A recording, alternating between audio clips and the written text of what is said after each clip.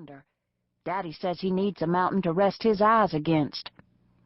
But in the book, I have seed those fields of flowers, tulips. We think you have wooden shoes. Mama makes all of our clothes. We have store-bought shoes, though. They are black. They have copper on the toes so as not to wear out very fast.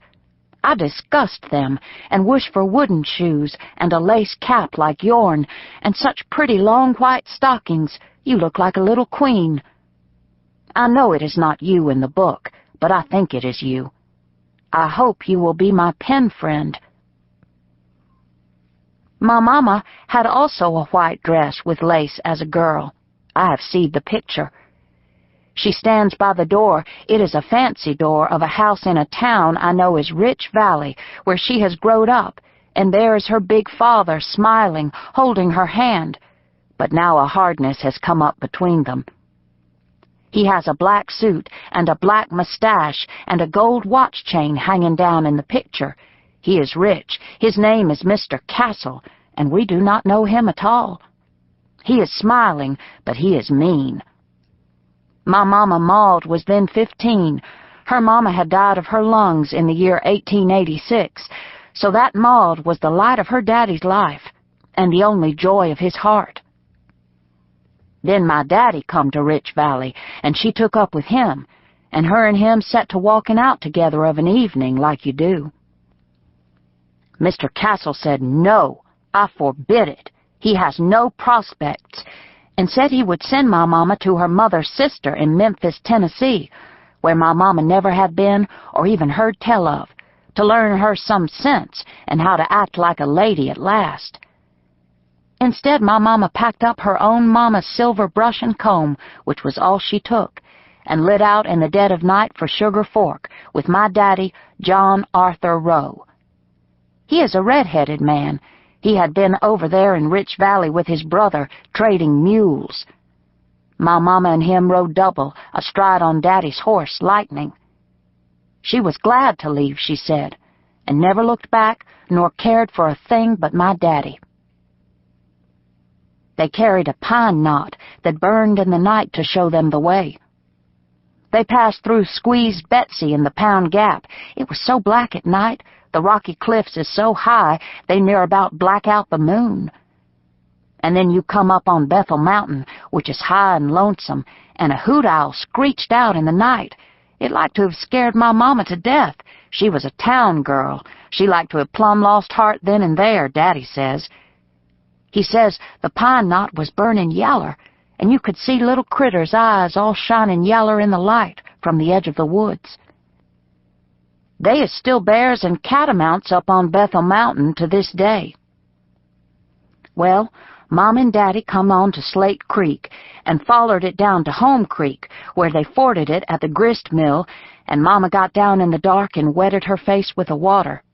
She said her face was burning as hot as fire. She was all a-tremble from what she had done, and they never knowed at that time if Mr. Castle would have sent a posse out after them or not. My daddy, a bachelor, was considerable older than her. Mama said she seed her face in the still black pool by the pine knot's yaller light, and she looked so wild she could not have said who she was. She could not have called her own name. But she said that the water in Home Creek was so cool and tasted the sweetest of any she ever had.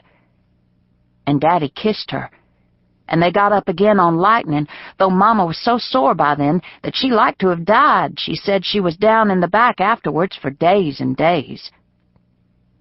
So they rode on alongside Home Creek, and by then it was getting light. On the prettiest path you have ever seed. It is still right here. It runs through sprucey pines and he-balsams and past 3 little old waterfalls.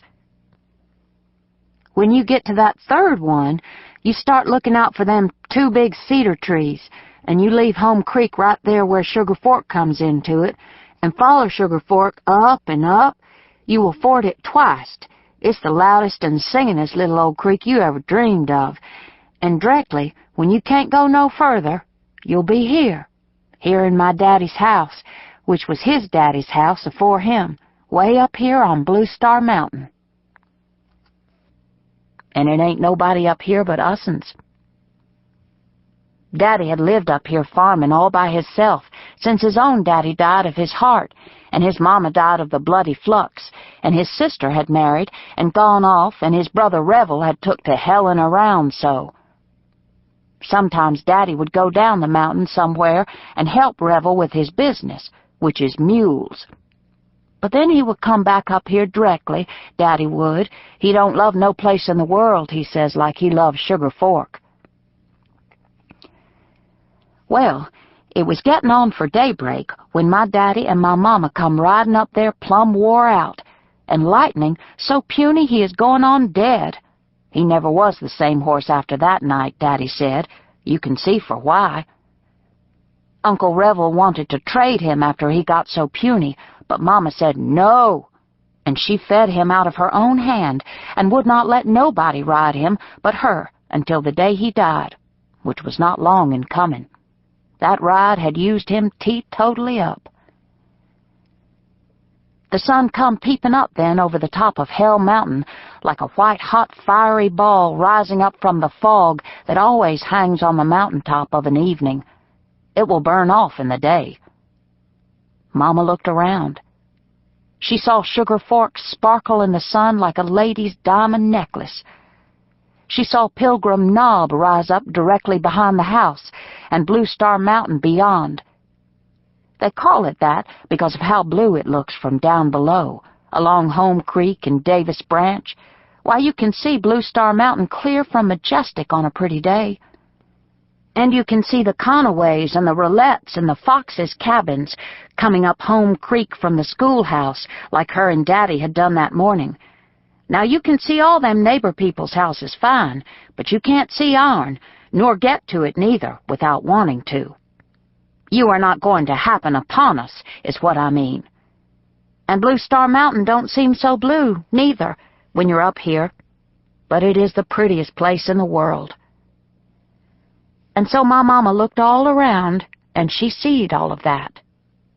She seed the shining waters of Sugar Fork go leaping off down the mountain into the Laurel Slick, and she seed that this is a good big double cabin here, with a breezeway in between, where it is fine to set and look out and do your piecework. And she seed the snowball bush in the yard, and the rosy bush here by the porch, all covered with pink flowers. It was June. And Mama looked up in the sky, she said, and she seed a hawk gliding circles around and around without never flapping his wings, agin that big blue sky. She said that hawk made 3 circles in the sky, and then Daddy turned to her, real formal-like, and cleared his throat, and said, "Maud, it is what I have to give you. It is all I have." But she knowed this. She had knowed it all along. "It will do, John," is what she said. Then she busted out laughing, and my daddy picked her up and carried her in the house, which is where I live today, in Virginia, in the United States of America. But you must put Majestic, Virginia, USA, and many stamps on the outside of your letter, Mrs. Brown said, or it will not come here. Now I am glad I have set this all down, for I can see my mama and daddy as young and laughing. This is not how they are today. For I have to say they did not live happily ever after, as in Mrs. Brown's book.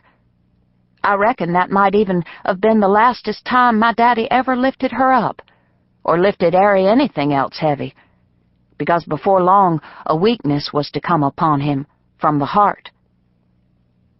Now this is Daddy's bad heart, which he has to this day. He is the disablest one up here right now. You can hear his bad heart for yourself if you come over and put your ear up agin his chest. It goes dum-dum, dum-dum, like our banty rooster that goes cuckoo, cuckoo of a morning on Pilgrim Knob. You can hear Daddy's bad heart just thumping away irregular in his chest. He is little now, too, hardly no meat at all on his bones, but his hair is still thick and red, and his eyes are so blue and just as lively as Sugar Fork. He will still tell a story. He is little, though, like a brownie in Mrs. Brown's McGuffey reader. Do you have a reader? Do you like to read?